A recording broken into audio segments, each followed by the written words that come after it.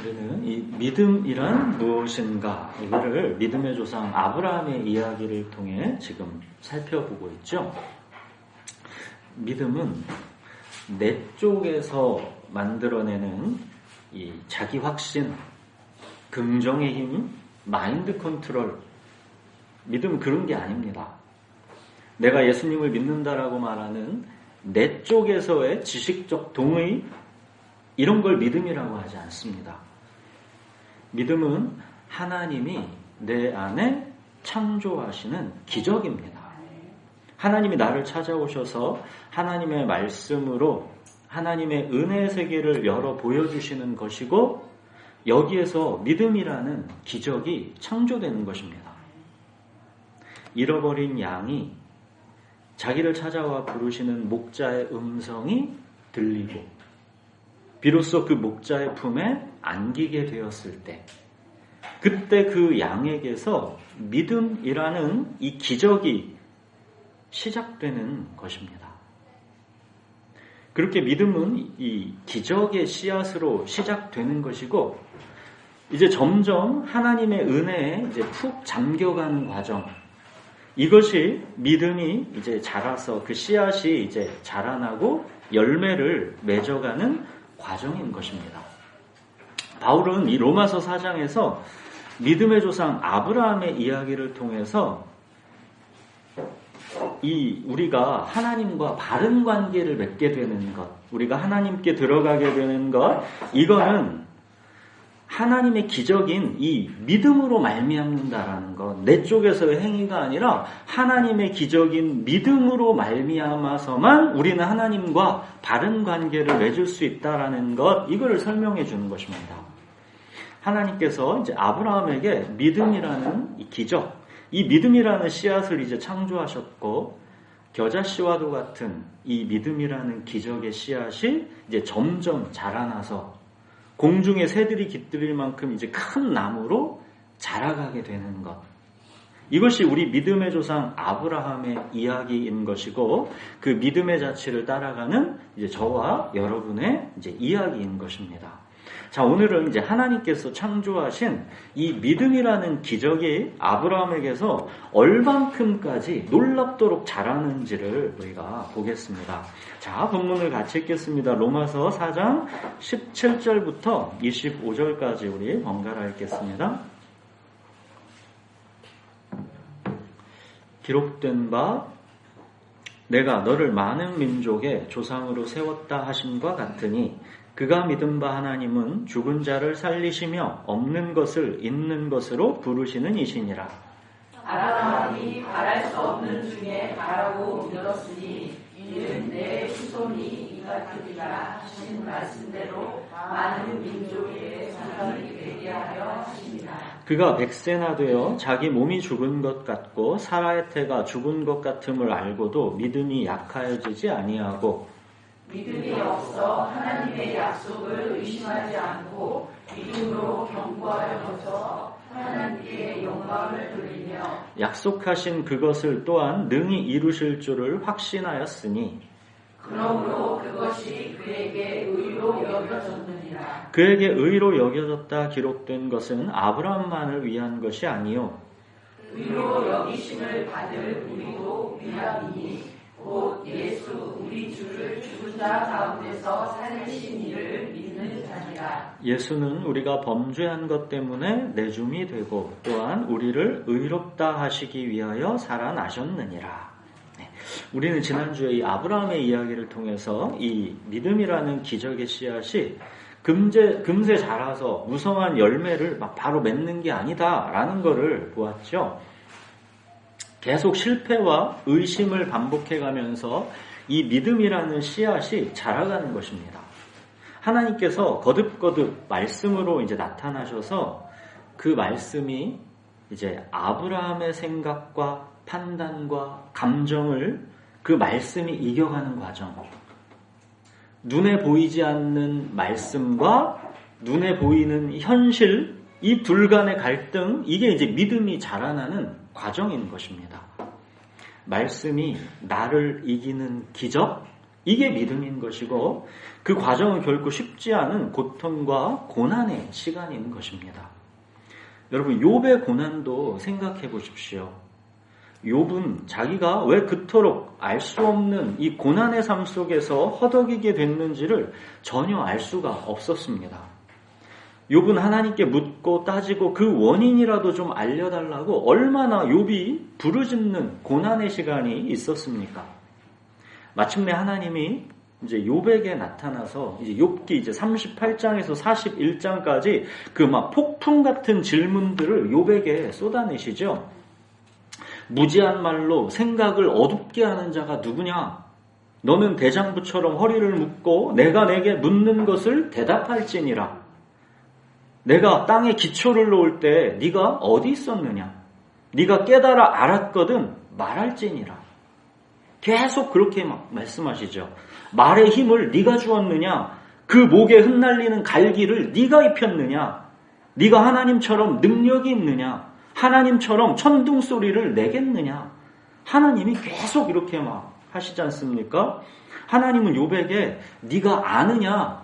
네가 할 수 있느냐? 이 폭풍 같은 질문들을 막 쏟아내시면서 과연 네가 어디 한번 아는지 할 수 있는지 한번 대답해보라 하시는 겁니다.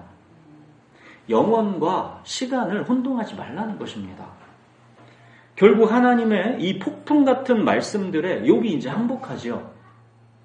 주께서는 못하실 일이 없사오며 무슨 계획이든지 못 이루실 것이 없는 줄 아오니 무지한 말로 이치를 가리는 자가 누구니이까? 나는 깨닫지도 못한 일을 말하였고 스스로 알 수도 없고 헤아리기도 어려운 말을 말하였나이다.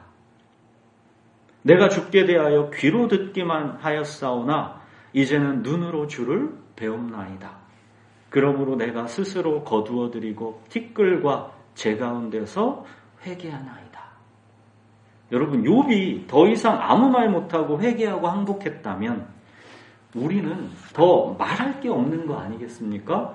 우리 삶이 아무리 알 수 없는 고난 속에 허덕인다 한들 욥만큼 그러합니까?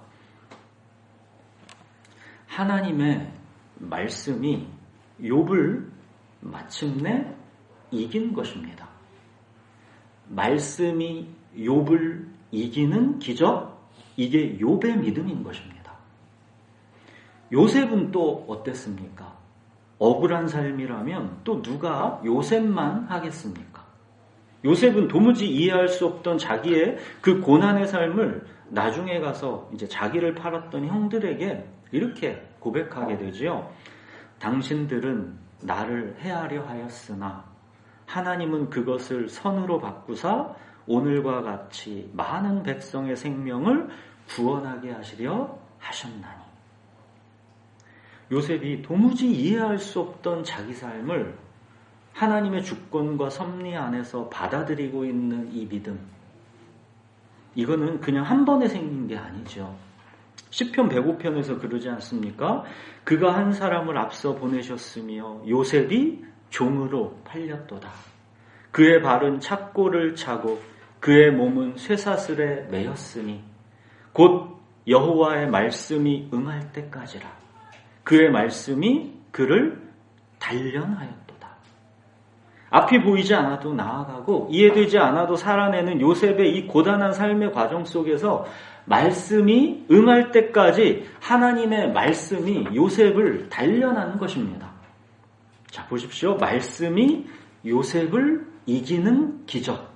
이게 요셉의 믿음입니다. 여러분, 말씀이 응할 때까지 단련되는 과정, 말씀이 나를 이기는 과정, 이 믿음이 자라나는 과정이 결코 만만치를 않습니다. 자, 하나님의 약속의 말씀에 대한 이 아브라함의 반응을 자 이제 보십시오. 우리가 아브라함의 이야기를 또 지난주에 이어서 또 봅니다. 창세기 17장에 한번 보십시오. 창세기 17장에 17절, 18절을 한번 보십시오.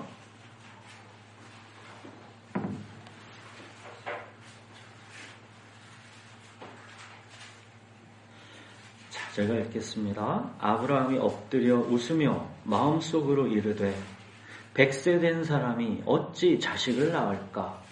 사라는 90세니 어찌 출산하리요? 하고 아브라함이 이에 하나님께 아뢰되 이스마엘이나 하나님 앞에 살기를 원하나이다.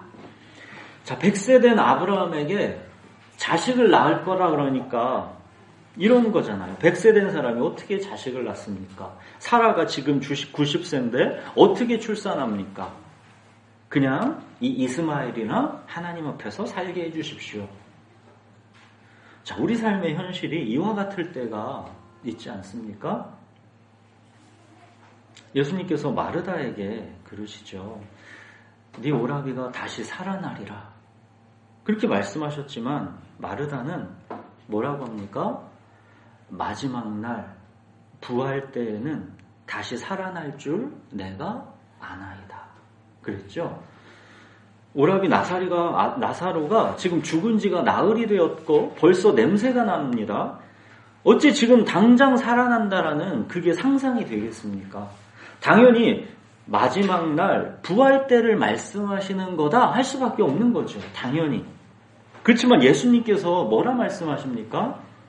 나는 부활이요 생명이니 나를 믿는 자는 죽어도 살겠고 무릇 살아서 나를 믿는 자는 영원히 죽지 아니하리니 이걸 네가 믿느냐? 그러니까 예수님 말씀은 마지막 날 부활은 너무나 당연한 것이고 나는 지금 너에게 지금 마지막 날의 부활 그 얘기 너랑 하는 거 아니야. 핵심은 지금 여기 현재 나를 믿는 자는 이미 영원한 생명, 이미 부활 생명이라는 것 이걸 네가 믿느냐? 그거 말하는 것이다. 여러분 미래를 믿는 건 쉽습니다. 이건 진짜 믿는 게 아니라 그냥 우리가 미래이기 때문에 내가 뭐 믿는다고 내가 자기 암시를 하는 건지 착각하는 건지 이건 확인이 되지 않습니다. 미래를 믿는 건 쉽습니다. 핵심은 지금 여기 현재 이 불가능한 현실 속에서 하나님을 믿는 것 이게 믿음의 핵심입니다. 자, 지금 하나님께서 아브라함에게 주시는 이 약속의 말씀이 사실 마르다에게와 같이 도무지 이게 불가능한 현실인 거죠.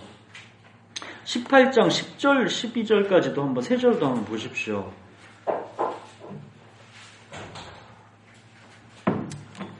자, 그가 이르시되 내년 이맘때 내가 반드시 내게로 돌아오리니 내 아내 사라에게 아들이 있으리라 하시니 사라가 그 뒤 장막문에서 들었더라.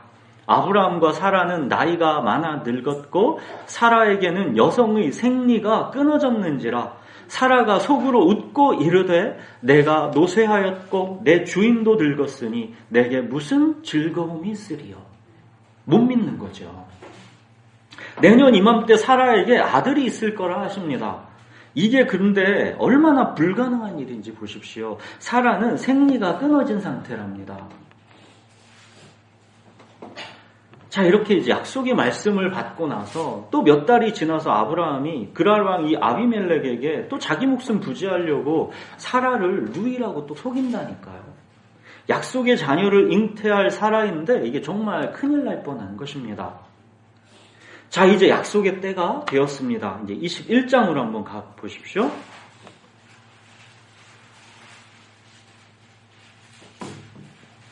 21장 1절, 2절 보시면 여호와께서 말씀하신 대로 사라를 돌보셨고 여호와께서 말씀하신 대로 사라에게 행하셨으므로 사라가 임신하고 하나님이 말씀하신 시기가 되어 노년의 아브라함에게 아들을 낳으니 지금 계속 말씀하신 대로 그러죠. 또 말씀하신 대로 그러죠. 말씀하신 시기가 되어 계속 말씀이 강조되고 있죠.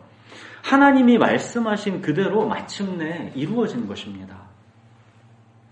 이렇듯 아브라함은 계속 의심하기도 하고 좌절하기도 하지만 결국 이 말씀이 아브라함을 이기는 것입니다. 이 과정에서 믿음의 씨앗이 이제 계속 자라나는 것입니다. 아브라함의 믿음의 이 시련은 여기가 끝이 아니죠. 우리가 잘 아는 아주 결정적인 이 믿음의 시험, 이 아브라함의 시험의 하이라이트가 남아있죠. 이 약속의 자녀 이삭이 이제 막 잘 자라고 있습니다. 한 10대 중반 막 그렇게 그 행복한 삶을 누렸습니다. 아브라함과 사라의 이제 노년에 이게 얼마나 행복이었겠습니까? 근데 하나님은 아브라함이 100세가 돼서 불가능한 가운데 기적적으로 아들 이삭을 약속의 자녀로 주셔놓고는 이제 와서는 번제로 바치라 하십니다. 그럼 하나님이 주신 약속은 도대체 어떻게 되는 거냐는 것입니다. 이 아브라함이 당한 이 지금 이 시험의 핵심은 단지 사랑하는 아들을 하나님께 바쳐야 하는 헌신의 시험이 아니다 그랬죠.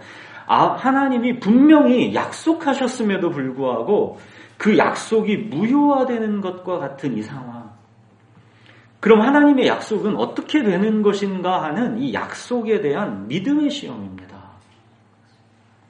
인간의 생각에는 이삭이 이렇게 번제로 바쳐져서 죽으면 약속도 끝나는 것이고 이거 너무나 당연한 상식 아니겠습니까? 그럼에도 불구하고 아브라함은 하나님의 약속을 믿을 것인가? 어떻게 이 말도 안 되는 모순된 상황 속에서 약속을 믿을 수 있는 것인가? 이 시험인 것입니다. 이것이 우리 인간의 상식 수준에서는 그 답이 있을 수가 없는 거죠. 이삭에게서 많은 후손이 나올 것이다. 이렇게 약속하셨습니다. 근데 이삭을 번제로 바치라 하십니다. 어떻게 이게 두 가지가 양립될 수 있느냐는 겁니다. 인간의 경험과 상식 수준에서는 답이 없죠. 모순입니다. 여러분, 우리 삶의 현실에도 이와 같은 상황이 사실 많이 있습니다. 내 삶에 지금 마주한 현실은 앞이 보이지 않고 이해가 되지 않습니다. 그래서 지금 주님이 나와 함께하고 계시는 게 느껴지질 않는데 이게 내 현실입니다. 주님이 나와 함께하고 있는 게 느껴지지 않습니다. 근데 주님의 말씀은 뭐라고 하시냐면 주는 나의 목자시니입니다. 또 내 삶의 현실은 지금 고통과 어둠, 사망의 음침한 골짜기입니다. 근데 주님의 말씀은 내게 부족함이 없으리로다입니다. 삶의 현실과 약속의 말씀, 주는 나의 목자시니 내게 부족함이 없으리로다. 이 둘 사이에 이게 도무지 이해할 수 없는 그런 모순처럼 보이는 때가 우리 현실에는 가득하다라는 것입니다. 자, 지금 이 시험이, 아브라함의 시험이 어떻게 시작되었는가 보십시오. 22장 1절에 보시면 그 일 후에 그러죠. 이게 어떻게 된 일입니까? 그 앞에 이제 21장 33절에 보시면 뭐라고 나오냐면 아브라함은 부엘세바에 에셀나무를 심고 거기서 영원하신 여호와의 이름을 불렀으며 그러죠. 이 부엘세바가 비가 거의 오지 않는 광야입니다. 메마르고 촉박한 이 광야에서도 이 에셀나무는 10m까지 자라면서 잎이 풍성해서 뜨거운 광야에서 사람들에게 안식처를 제공해 줍니다. 에셀나무가 이 비도 거의 오지 않는 광야에서도 이렇게 무성하게 자랄 수 있는 것은 그 뿌리가 땅속 깊이 20m, 30m까지 쫙 내려가서 거기서 수액을 빨아올리기 때문입니다. 아브라함은 이 부엘세바 그 척박한 광야에 이제 이 에셀나무를 심고 거기서 영원하신 여호와의 이름을 부른 겁니다. 생명의 근원은 오직 영원하신 하나님으로부터 말미암는다라는 고백입니다.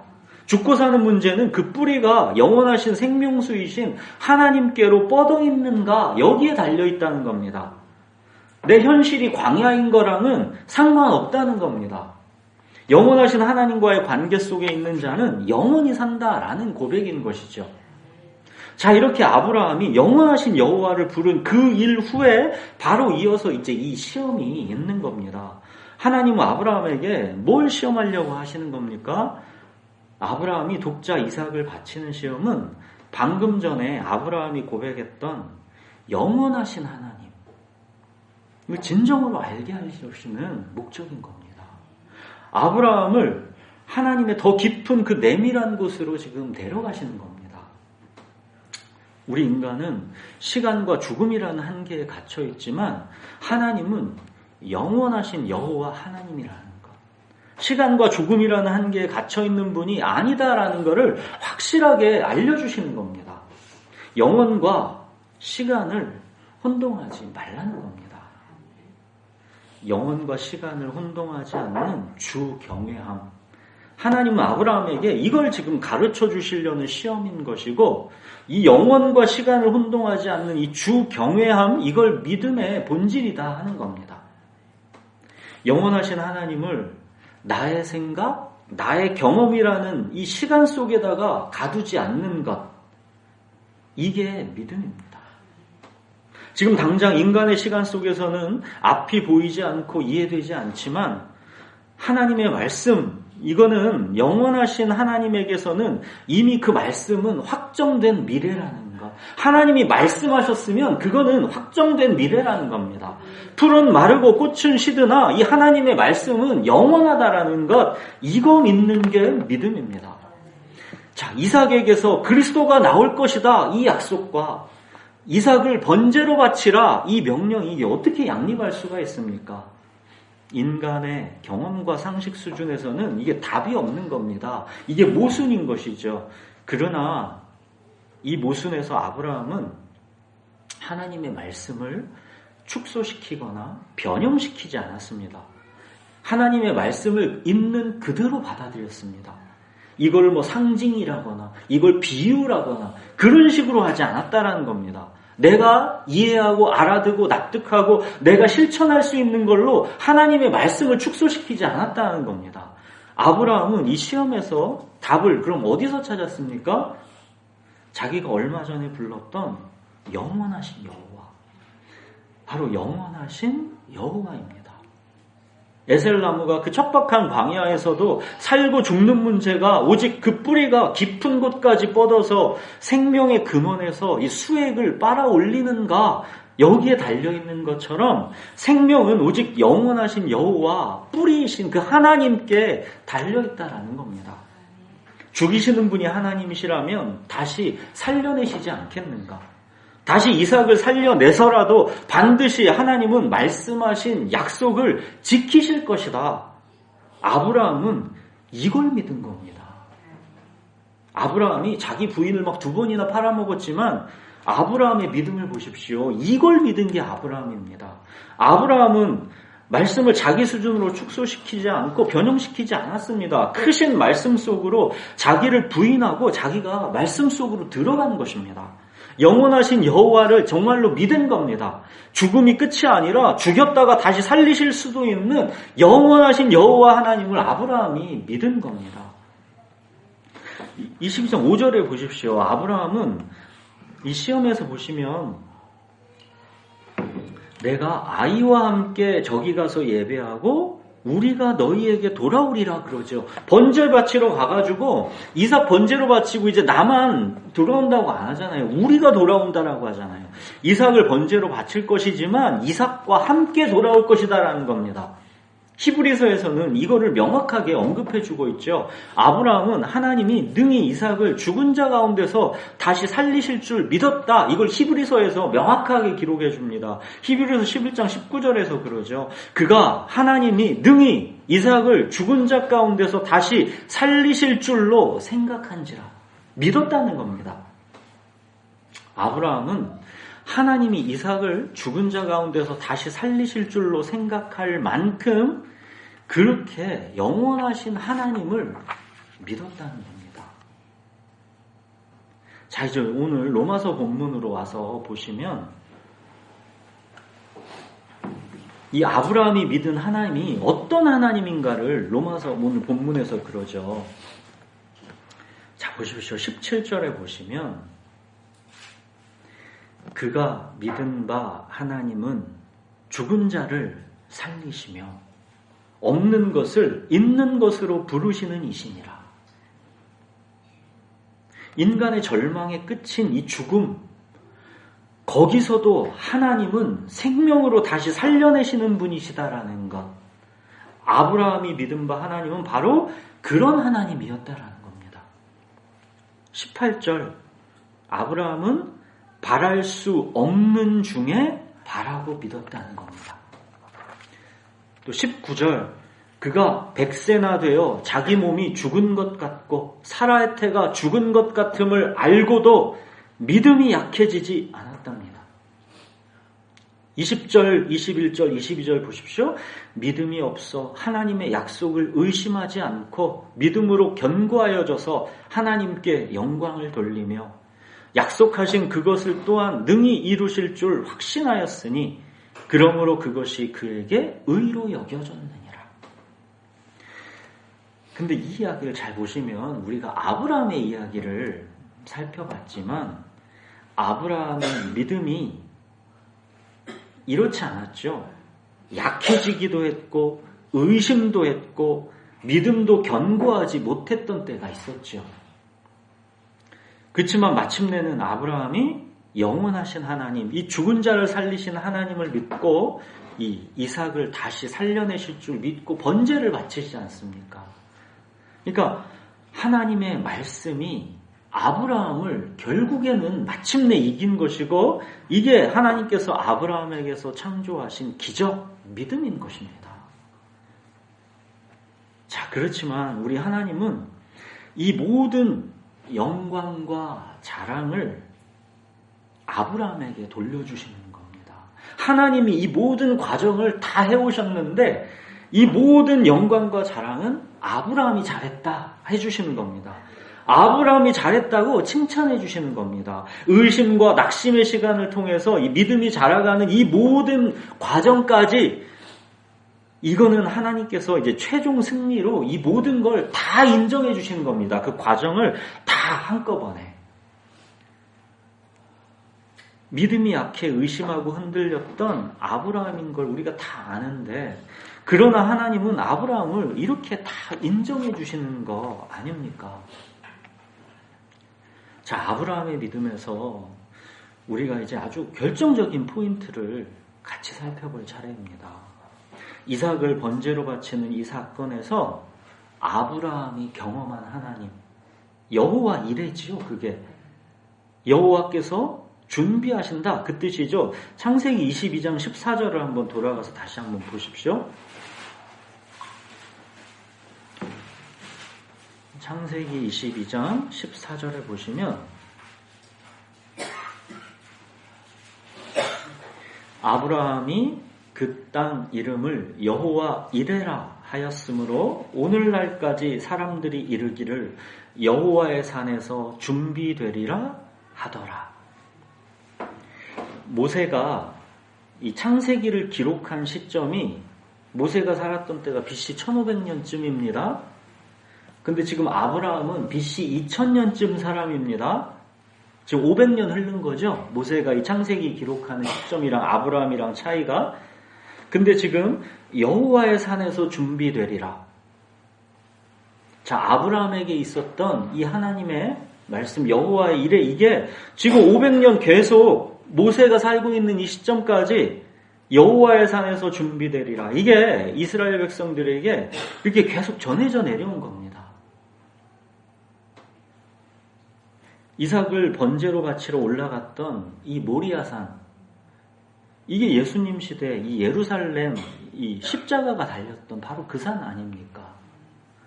그러니까 여호와 이레의 하나님을 경험케 해주신 하나님은 이제 아브라함에게 더 구체적인 이 그리스도, 장차 오실 그리스도의 언약을 주십니다. 22장 17절, 18절을 한번 보십시오.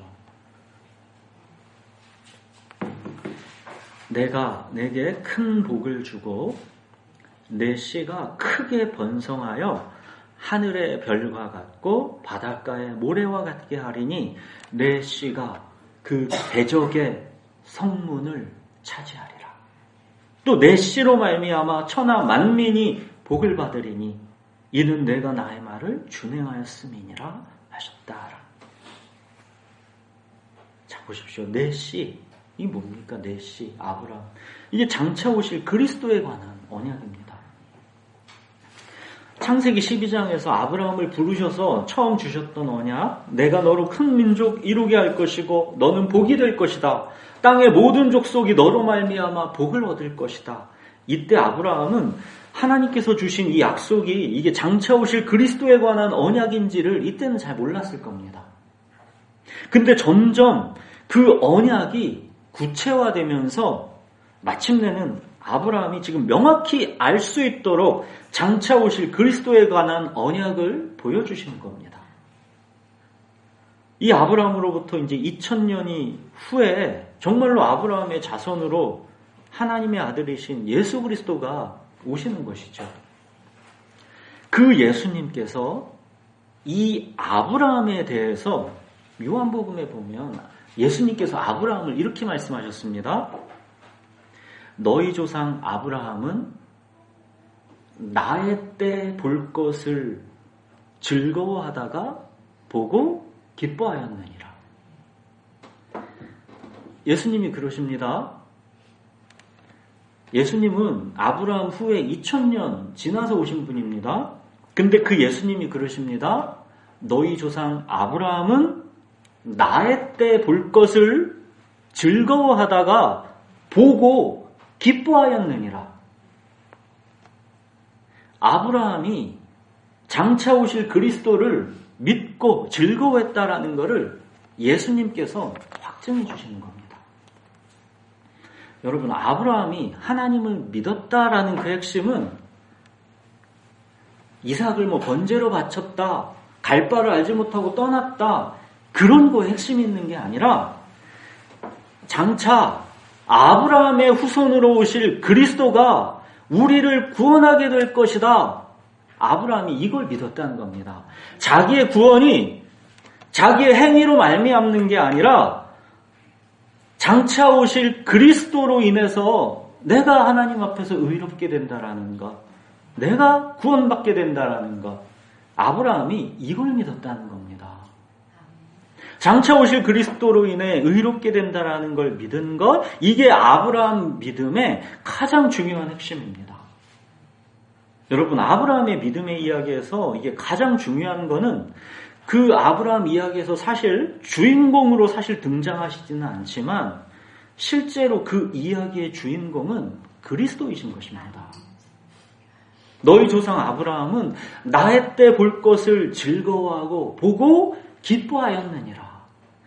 이 구약의 아브라함, 모세, 다윗, 이 모든 우리 구약의 선조들은 그리스도, 장차 오실 그리스도를 믿고 보고 즐거워했다는 겁니다. 그래서 아브라함의 이야기는 아브라함만의 이야기가 아닌 겁니다. 그래서 이제 오늘 로마서 본문 다시 돌아오시면 23절 보시면 뭐라고 되어 있습니까?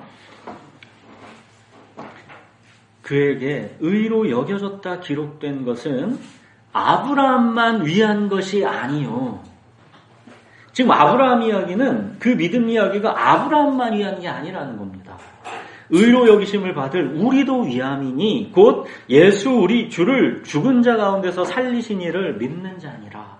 예수는 우리가 범죄한 것 때문에 내줌이 되고 또한 우리를 의롭다 하시기 위하여 살아나셨느니라. 아브라함의 이야기는 그리스도, 장차 오실 그리스도의 이야기라는 것이죠. 아브라함은 장차 오실 그리스도를 믿음으로 말미암아 하나님 앞에 의롭게 된 것이고 우리는 이미 오신 그리스도를 믿음으로 말미암아 하나님 앞에 의롭게 되는 겁니다. 아브라함도 우리도 하나님 앞에서 바른 관계 속으로 들어가는 것은 그리스도인 것입니다. 사랑하는 여러분, 예수님이 우리가 범죄한 것 때문에 십자가에 내줌이 되어 우리에게는 더 이상 결코 정죄함이 없는 것입니다.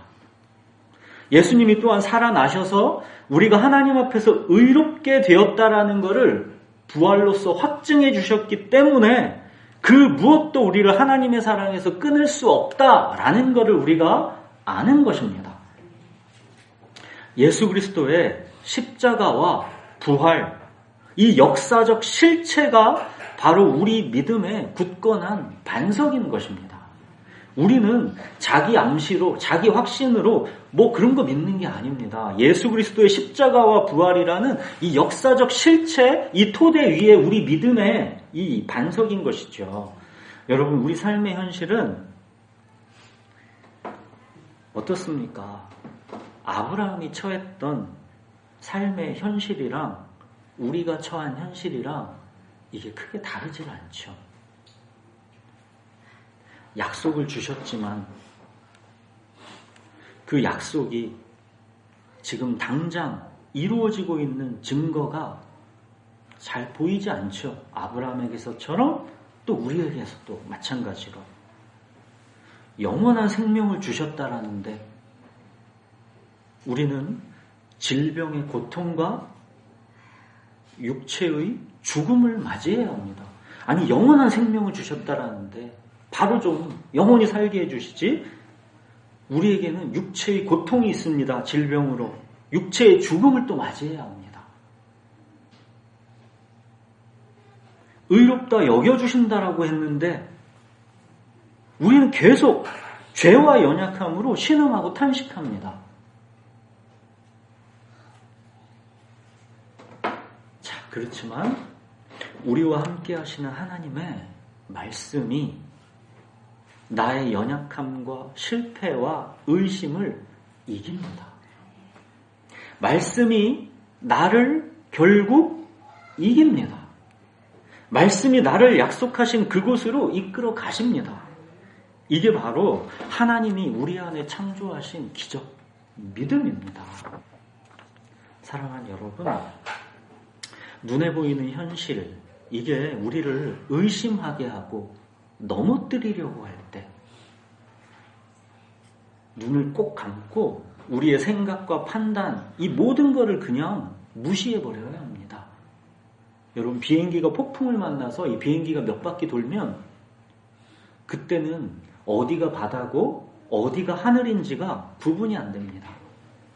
그때 조종사가 자기 눈에 보이는 대로 그렇게 하면 바다가 하늘인 줄 알고 꼬라박는 겁니다. 근데 조종사는 그때 눈에 보이는 대로 믿는 게 아니죠. 계기판을 믿습니다. 그래야 삽니다. 눈에 보이는 내 생각, 내 판단, 내 감정과 눈에는 보이지 않는 하나님의 말씀, 여기에서 우리는 말씀을 믿어야 폭풍 중에서도 우리가 사는 것입니다. 여러분, 그 어떤 것도 하나님의 선하심과 인자하심을 믿지 못하게 하지 못하도록 오직 하나님을 앙망하면서 이 말씀만 믿고 의지해야 합니다. 눈에 보이는 현실은 하나님이 나와 함께 하시지 않는 것 같고 온통 부족한 것, 투성이인 것 같이, 그렇죠. 그러나 하나님의 말씀은 이렇게 말씀하십니다. 주는 나의 목자시니 내게 부족함이 없으리로다. 눈에 보이지 않지만 명확한 실제이신 하나님 말씀을 붙잡으십시오. 고린도후서 5장 7절에서 그러죠. 이는 우리가 믿음으로 행하고 보는 것으로 행하지 아니함이로라.